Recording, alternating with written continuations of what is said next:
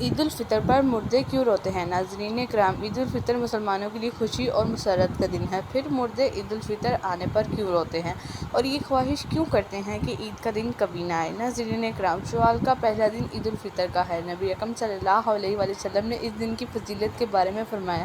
کہ جب شوال کا پہلا دن ہوتا ہے تو آسمان میں منادی ندا دیتا ہے کہ اے مومنو، اپنے تحفوں کی طرف دوڑ پڑو۔ امیر المومنین علی بن ابن ابی طالب رضی اللہ عنہ نے عید الفطر کے ایک خطبے میں ارشاد فرمایا کہ اے لوگو، یہ دن وہ دن ہے جس میں نیک لوگ اپنا انعام حاصل کرتے ہیں اور برے لوگ نا امید اور مایوس ہوتے ہیں، اور اس دن کی قیامت کے دن کے ساتھ کافی مشابہت ہے۔ اس لیے گھر سے نکلتے وقت اس دن کو یاد کرو جس دن قبروں سے نکال کر خدا کی بارگاہ میں حاضر کیے جاؤ گے۔ نماز میں کھڑے ہونے کے وقت خدا کے سامنے کھڑے ہونے کو یاد کرو اور اپنے گھروں میں واپس آتے ہوئے اس وقت کو یاد کرو جس وقت وحشت میں اپنی منزلوں کی طرف لوٹو گے۔ اے خدا کے بندو، سب سے کم چیز جو روزے دار مردوں اور خواتین کو رمضان المبارک کے آخری دن عطا کی جاتی ہے وہ یہ فرشتے کی بشارت ہے جو صدا دیتا ہے کہ اے بندہ خدا، مبارک ہو، جان لے تیرے پچھلے سارے گناہ معاف ہو گئے ہیں، اب اگلے دن کے بارے میں ہوشیار رہو کہ کیسے گزارو گے۔ ناظرین کرام، عید الفطر اپنے اعمال اور عبادات کا انعام حاصل کرنے کا دن ہے، اس لیے مستحب ہے کہ اس دن بہت زیادہ دعائیں کی جائیں، خدا کی یاد میں رہا جائے، بے پرواہی نہ کی جائے اور دنیا آخرت کی نیکی طلب کی جائے۔ عید الفطر کے دن مسلمانوں کے لیے دو بڑی خوشیاں ہیں۔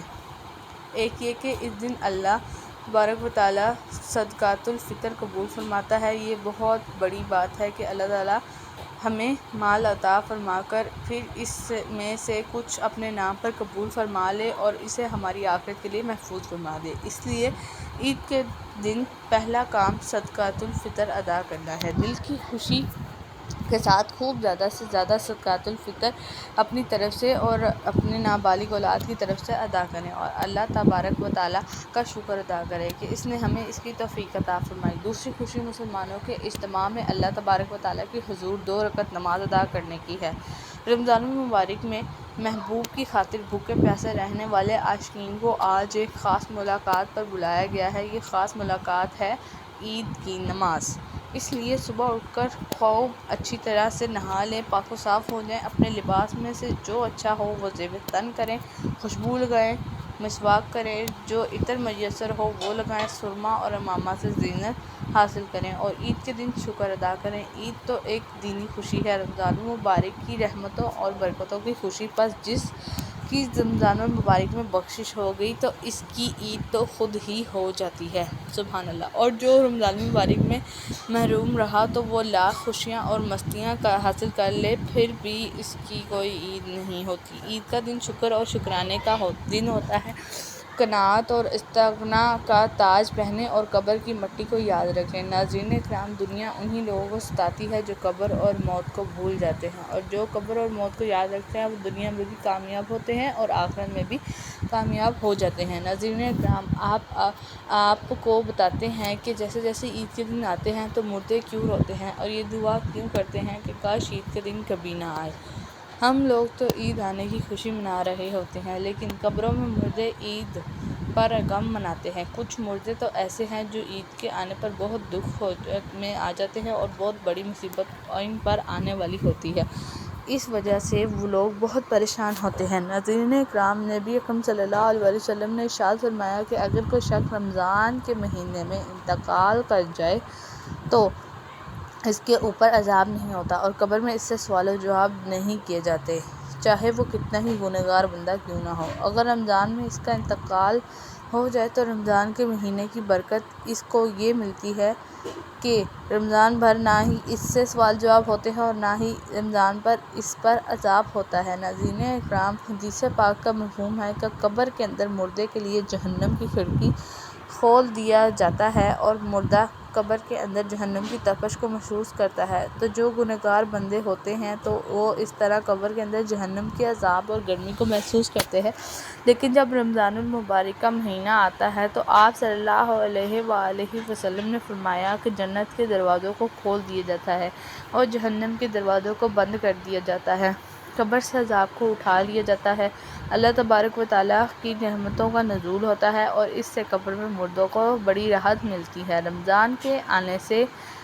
مردہ بڑا خوش ہوتا ہے کہ ہمارے اوپر سے عذاب اٹھا لیا گیا ہے۔ جو قبر کے اندر ہمارے جہنم کے دروازے کھلے ہوئے تھے، وہ دروازے بند کر دیے جاتے ہیں، اسی طرح وہ مردہ بڑی راحت محسوس کرتا ہے۔ ناظرین اکرام، اب سوال یہ پیدا ہوتا ہے کہ جن لوگوں کے عذاب کو اللہ تبارک و تعالیٰ نے رمضان میں اٹھا لیا تھا، تو عید کے بعد ان پر دوبارہ عذاب مسلط ہوگا یا نہیں؟ کچھ مردے تو ایسے ہوتے ہیں جن کے اوپر نافذ نہیں کیا جاتا، لیکن کچھ مردے ایسے ہوتے ہیں جن کے اوپر عید کے دن ہی، یعنی جیسے ہی رمضان ختم ہوتا ہے تو عذاب شروع ہو جاتا ہے۔ جیسے پورا سال وہ لوگ قبر میں عذاب اور سزا بھگت رہے تھے، اسی طرح سے رمضان کے بعد وہ لوگ پھر سے عذاب میں ملوث ہو جاتے ہیں۔ ناظرین اکرام، بعض علماء کرام فرماتے ہیں کہ جب کوئی شخص رمضان کے مہینے میں انتقال پا جاتا ہے اور اس سے قبر میں سوال و جواب نہیں ہوتے، اور جب اللہ تبارک و تعالیٰ کسی پر سے ایک مرتبہ عذاب اٹھا لے تو دوبارہ انہیں عذاب میں ملوث نہیں کرتا، بشرطیہ اس کے لیے کوئی ایصال ثواب کر رہا ہو یا مغفرت کی دعا کر رہا ہو۔ ہر مردے کو اس کے اعمال کے مطابق سزا دی جاتی ہے۔ جو لوگ نیک ہوں گے اور جن کو اللہ تبارک و تعالیٰ نے کافی کر دیا ہوگا کہ اس کو 2، 4 یا 6 مہینے سزا ہو گئی، بس اب رمضان کے گزرنے کے بعد دوبارہ اس پر عذاب نہیں ہوگا۔ لیکن اگر کوئی بہت زیادہ گنہگار، مثال کے طور پر کوئی ایسا بندہ جس کا اسلام سے کوئی تعلق نہیں، جو اسلام کو جانتے ہوئے بھی اسلام کو مانتا نہیں تھا، کفر و شرک کا مرتکب ہوا، تو اس پر رمضان کے بعد بھی عذاب جاری رہے گا۔ ناظرین اکرام، جب رمضان المبارک کا مہینہ ختم ہوتا ہے تو رمضان کی برکتیں بھی ختم ہو جاتی ہیں، شیطان کو قید سے رہا کر دیا جاتا ہے، مردوں پر سے رحم کا معاملہ ختم ہو جاتا ہے، جہنم کے دروازے جو بند تھے وہ رمضان کے سے جانے کے بعد کھول دیے جاتے ہیں۔ ان سب باتوں کا مردوں کو علم ہوتا ہے کہ کب رمضان شروع ہو رہا ہے اور کب رمضان ختم ہو رہا ہے۔ رمضان کے جانے سے اہل قبور سوچتے ہیں کہ اب رمضان کا مہینہ جا رہا ہے اور عید جیسے کہ آئے گی تو اس کے بعد ہم پر عذاب پھر سے مسلط کر دیا جائے گا، جس کی وجہ سے مردے غمگین ہو جاتے ہیں اور روتے ہیں۔ رمضان بھر تو مرحومین کی عید ہوتی ہے کہ ان پر عذاب نہیں ہوتا۔ لوگ رمضان کے آخری عشرے میں جب لوگ اپنی مغفرت کی دعائیں اللہ تبارک و تعالیٰ سے کرتے ہیں تو پھر ہمیں اپنے مرحومین کے لیے بھی زیادہ سے زیادہ مغفرت کی دعائیں کرنی چاہیے، اور صرف اپنے مرحومین کے لیے ہی نہیں بلکہ تمام امت مسلمہ کے لیے